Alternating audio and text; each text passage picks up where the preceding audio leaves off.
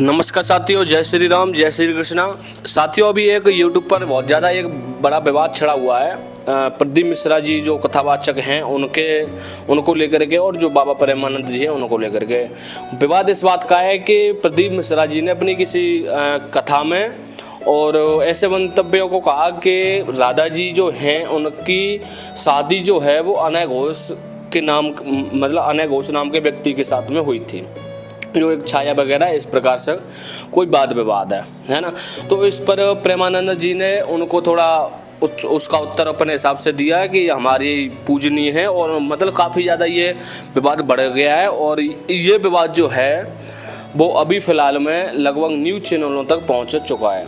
लेकिन इस विवाद को लेकर के मेरी क्या राय है, और क्या वास्तव में जो प्रदीप मिश्रा ने जो जिस बात को कहा वो सत्य है या असत्य है, इस बात पर भी चर्चा करना आवश्यक है। प्रदीप मिश्रा ने जिस बात को कहा कि उनकी शादी किसी और के साथ में हुई थी, वो कहाँ की थी, कैसे क्या थी, ये बात जो उन्होंने कही, वो बात उन्होंने इसका लेख बताया ब्रह्म वैवर्त पुराण, और उसमें से उन्होंने प्रमाणित करके भी दिखाया कि यहाँ पर मैंने पढ़ा, मैंने यहाँ से कहा।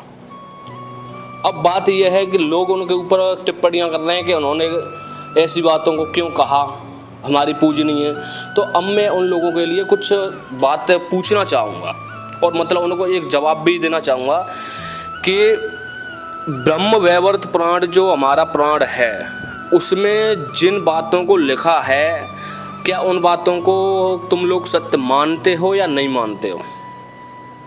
अगर नहीं मानते हो तो उसके अलावा जो भी 17 पुराण हैं उनकी भी बात को मत मानो, और अगर मानते हो, क्योंकि 18 पुराण हैं, 18 पुराण में से अगर तुम एक पुराण को झुटला सकते हो तो तुम्हारे हिसाब से फिर सारे के सारे पुराण झूठे कहे जाएंगे।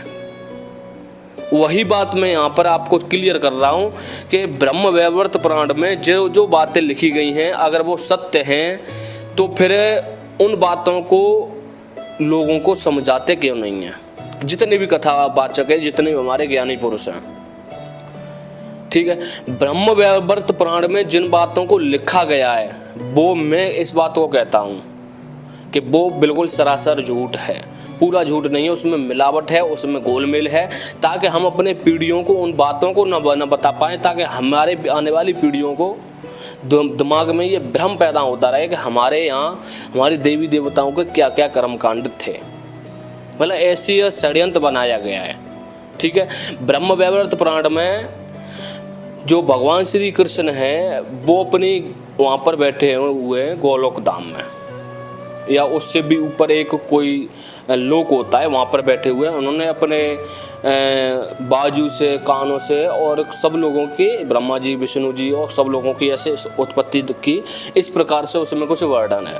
अब उसी ब्रह्म वैवर्त पुराण में जो सरस्वती जी हैं वो भगवान श्री कृष्ण के मुख द्वारा उत्पन्न हुई, यानी पैदा हुई, ठीक है।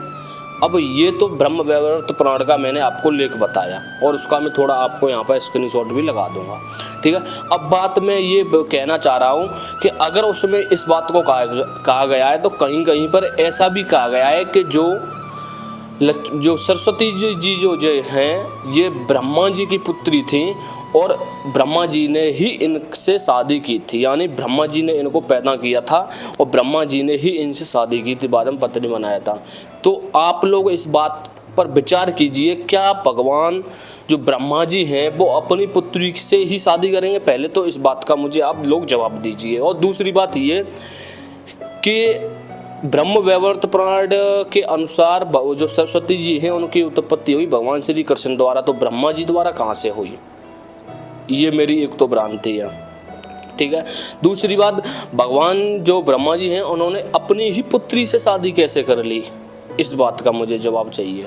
जितने भी ज्ञानी पुरुष हैं, मैं आप लोगों से निवेदन करूंगा कि मेरी शंका का समाधान करें। शंका का समाधान इसलिए करें क्योंकि जो भी गोलमेल आज हमारे पुराणों में, ग्रंथों में है, आज का वक्त वो है कि आप पूरा देश स्वतंत्र है, आज का वक्त ये है कि आज हमारे हिंदुस्तान के अंदर में जितने भी धर्मगुरु, जितने भी ज्ञानी पुरुष हैं, उनका ये कर्तव्य है कि जो भी हमारे धर्म ग्रंथों में गोलमेल किया गया है उस गोलमेल को सुधारा जाए।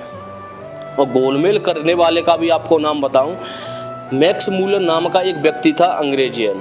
जब अंग्रेज आए थे उस समय की बात है, मैक्स मूलर, उसने एक पुस्तक है, उसकी पत्नी ने जिस पुस्तक को लिखा है मैक्स मूलर के मंत्र, जिसमें मैक्स मूलर ने अपनी ही पुस्तक में ये बताया कि उसने किस प्रकार से हिंदू धर्म के जितने भी मतलब धर्म ग्रंथ हैं उनको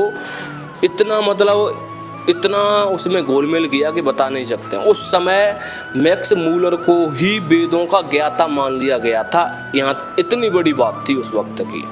उसी मैक्स मूलर ने हमारे ही धर्म ग्रंथों को हमसे छुपाए रखने के लिए, हमें भ्रांति पैदा करने के लिए ऐसे कृत्यों को उसमें डाला।